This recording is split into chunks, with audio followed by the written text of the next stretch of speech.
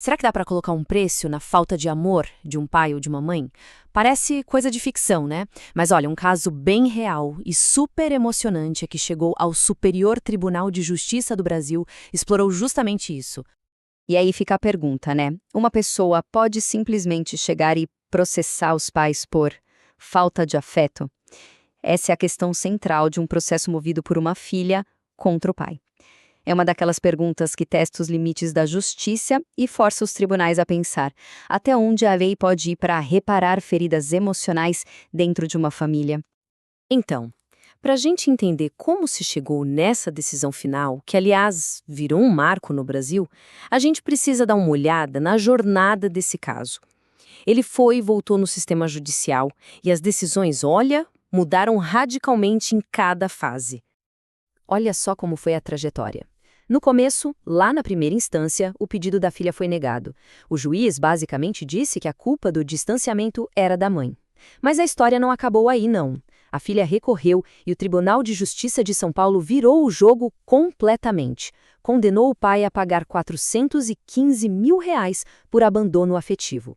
E foi essa reviravolta que levou o caso para a decisão final, lá no Superior Tribunal de Justiça. Chegando no STJ, a coisa toda mudou de figura por causa de um argumento-chave.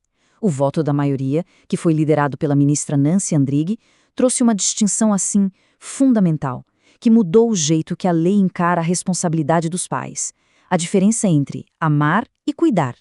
O que o tribunal fez foi separar as coisas de um jeito bem claro.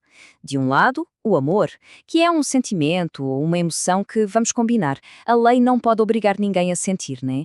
E do outro lado, o cuidado. E aí já é outra história. O cuidado é visto como uma ação, um dever objetivo que a lei pode sim exigir de um pai ou de uma mãe. E essa frase da ministra, amar é faculdade, cuidar é dever, virou o coração da decisão. O que ela quer dizer é que ser pai ou mãe vai muito além de dar dinheiro. Inclui um apoio psicológico, emocional. E isso sim pode ser cobrado na justiça. Tá, mas o que é esse tal de dever de cuidado para a lei? Não é só dar comida e um teto, não.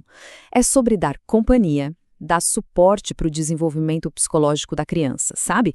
E a falta disso, dessa atenção mínima, é vista como negligência. É um ato ilícito que pode, sim, gerar o dever de indenizar.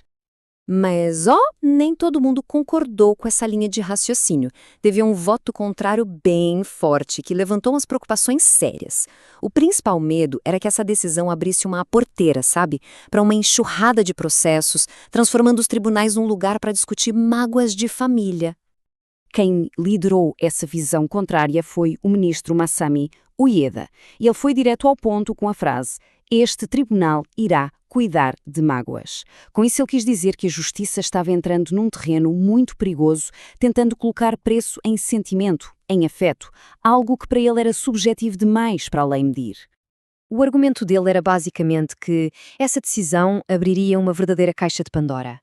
Ele tinha medo de que isso levasse as pessoas a quererem dinheiro por problemas familiares, que os tribunais ficassem lutados com essas disputas pessoais e que, no fim das contas, isso gerasse ainda mais briga dentro das famílias, em vez de resolver alguma coisa.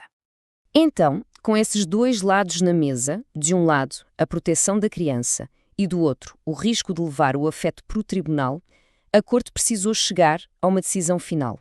E o resultado, como a gente vai ver, foi bem detalhado, cheio de nuances. Vamos lembrar que o Tribunal de Apelação tinha fixado a indenização em R$ 415 mil. Era um valor bem alto, não é? Mandando um recado claro sobre a seriedade do abandono afetivo. Pois é, mas o Superior Tribunal de Justiça, apesar de manter a condenação do pai, fez uma coisa interessante. Reduziu esse valor para R$ 200 mil. Menos da metade. E o motivo dessa redução mostra bem a complexidade da situação. E por que reduzir? Porque o tribunal considerou que existiam fatores atenuantes. A decisão fala especificamente sobre o comportamento da mãe, que, segundo o processo, tornava a relação do pai com a filha praticamente impossível. Isso mostra que, ok, o pai foi responsabilizado pelo seu dever de cuidar, mas o tribunal também olhou para o cenário completo da família. Então, o que fica de tudo isso? Qual o legado dessa decisão? Esse caso não foi só sobre uma família específica, mas sobre criar um entendimento jurídico novo no Brasil. O grande resultado é uma mudança de paradigma na lei brasileira. Ao separar amor de cuidado, a decisão deixou claro que a obrigação dos pais não é só material, tipo pagar pensão, ela é também psicológica. O cuidado emocional passou a ser oficialmente um dever que a justiça pode cobrar. Essa decisão do STJ dá uma resposta, mas também deixa no ar uma pergunta bem difícil e que talvez não tenha uma resposta simples. Onde é que a sociedade traça essa linha? Até que ponto a lei pode ou deve se meter nos assuntos mais íntimos de uma família?